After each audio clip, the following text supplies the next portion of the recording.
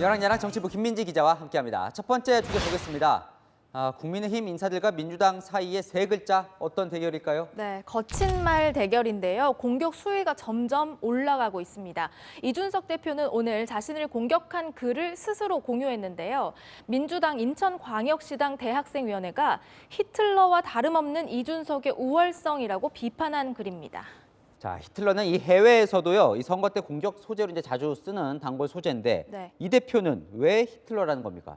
이 대표가 그제 선대위 출범식에서 지지 연설을 했던 고3 학생을 높게 평가하면서 국민의힘 고3이 민주당 고3보다 우월할 것이라고 했었죠. 그 우월성이라는 단어를 사용하면서 민주당 청소년을 무능한 집단이라고 선동하는 게 히틀러와 다를 바 없다는 겁니다.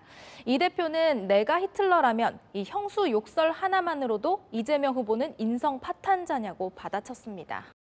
받아치는 말의 수위도 세네요. 네, 국민의힘도 거친 말을 쏟아내긴 매한가지입니다. 이 후보가 표만 보고 말을 바꾼다면서 표멜레온, 이 소신을 버리고 여론조사만 추종한다면서 표절 정치인이라고 공격했고요.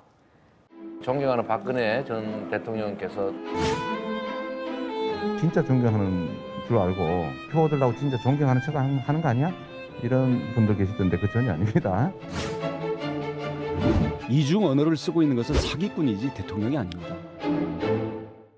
뭐 저러면 민주당이 또 원희룡 본부장을 공격하겠죠. 네, 민주당은 원희룡 본부장이 프로 막말러로 몰락했다며 국민의 귀를 더럽혀서는 안 된다고 지적했습니다.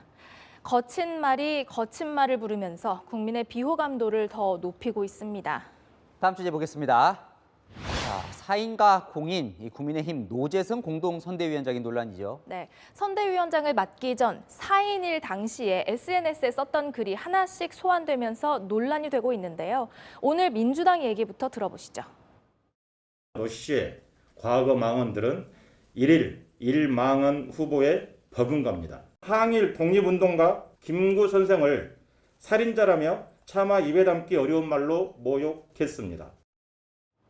김구 선생을 모욕했다? 이건 뭡니까? 그러니까 노 위원장은 지난 광복절에 SNS 댓글에서 김구 선생이 국밥 좀 늦게 나왔다고 사람을 죽였다 이렇게 썼는데요. 김구 선생이 1896년 황해도에서 일본인을 살해한 사건을 거론한 겁니다. 일본군에 대한 복수가 아니라 무고한 일본인을 죽였다는 얘기도 있는데요. 노 위원장은 이 점을 부각시킨 것뿐이라고 설명했습니다. 이승만 대통령을 폄훼하고 김구를 띄우는 걸 보고 분노한 제가 김구한테도 이런 흑역사가 있다라고 그걸 비틀어서 이제 비판한 거죠. 지난 광복절 경축식에서 김원웅 광복회장이 이승만 정부를 친일 정권으로 규정한 것을 비판하다 나온 이야기라는 겁니다. 혹시 저 글에 대해서도 좀 노 위원장에게 물어봤나요? 5.18 민주화 운동을 뭐 성역화 일대장으로 쓴 글이요. 네, 노 위원장이 공유한 이 영상에 관점에 따라 폭동이라 볼 수 있는 면모도 존재한다는 내용이 들어 있습니다. 민주당은 5.18을 부정했다고 비판했는데요. 당사자는 이렇게 해명했습니다. 전 살면서 한 번도 5.18을 폭동이라고 생각해 본 적이 없어요. 5.18은 폭동일 수도 있다. 이게 아니라 중화기를 무장하고 경찰을 사망케 하고 요 부분은 폭동으로 볼 수 있는 이런 면도 있다. 요거는 엄연히 다른 거라고 생각하는데 꼬집어가지고 비난하기 좋죠 뭐. 영입 인사들이 이제 논란 끝에 물러난 경우가 있었는데요. 윤석열 후보는 아직 뭐 말은 없습니까?